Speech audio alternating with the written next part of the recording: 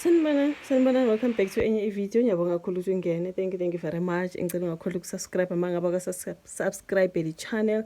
Please yenza njalo usubscribe, ulike video, share video as well nokubuka ke ama ads. So ngithanda ukukhuluma ngodaba lolo ke lika Butiza ngoba kuthiwa na 25.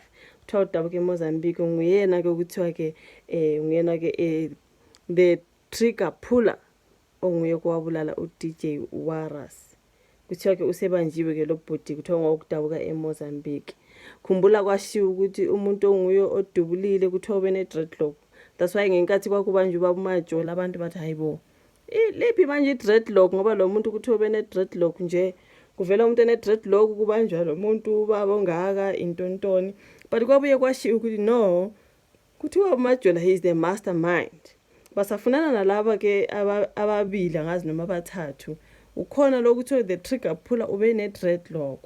Abantu basho bathi kodwa uzosusa i dreadlock as long as he committed that crime. Obviously uyazi ukuthi bazom-identify ngalo. Uzogundana kanjani you guys? And exactly ngathi ke i dreadlock alisekho kodwa ke kunezithombe zakhe ngiyabona laphana enalo i dreadlock allegedly ngizwile ngathi kuthiwa ke amaphoyisa athe mayombopha litholakale ngase dustbin. Uzobona impela kusuke kuyibuthutha noma mhlambe nje vele kusuke kuNkulunkulu ethi hayi wena gcina lobo fakazi khona uzobanjwa. Ulikhathi dreadlock then uligcine ejaradini. Ulikhathi nini?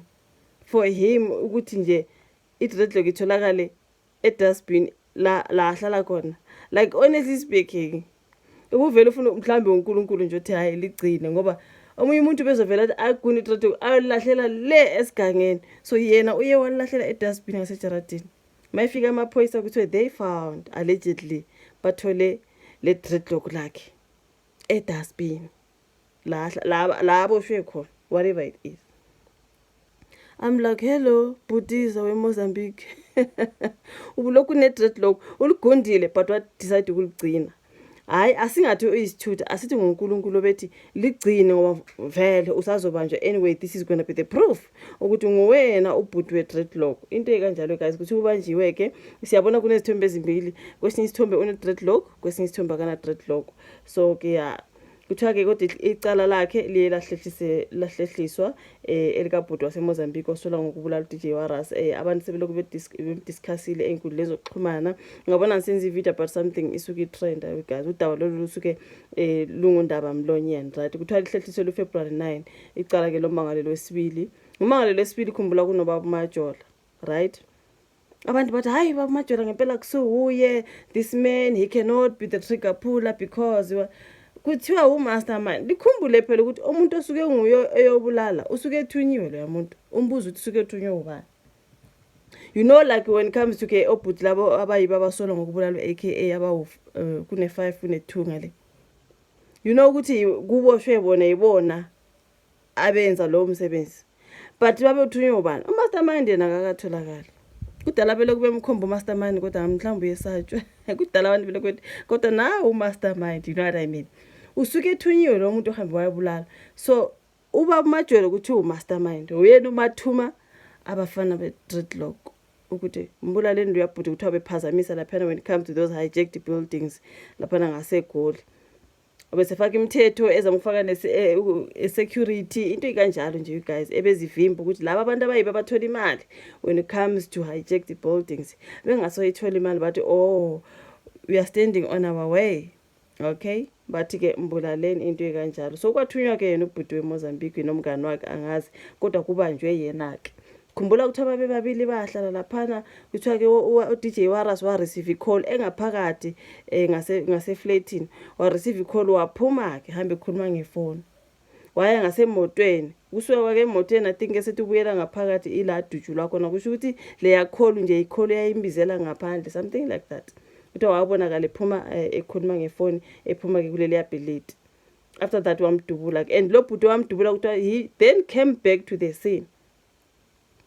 Abantu bambona bathi hayibo nguye lo bhuti odubulile wabuya wazoma nabantu abamangele kulomuntu odujiliwe kunomuntu odujiliwe wajika ke uMr Trigger Puller wabuya wazoma kuthiwa wajike eseshintshile sefake ioverall. But still dreadlock wayesesenalo lelo langa. So kuningi you guys lihliswe ke icala lakhe bafowethu ayikunzima kuthiwa uAmindo Phakula.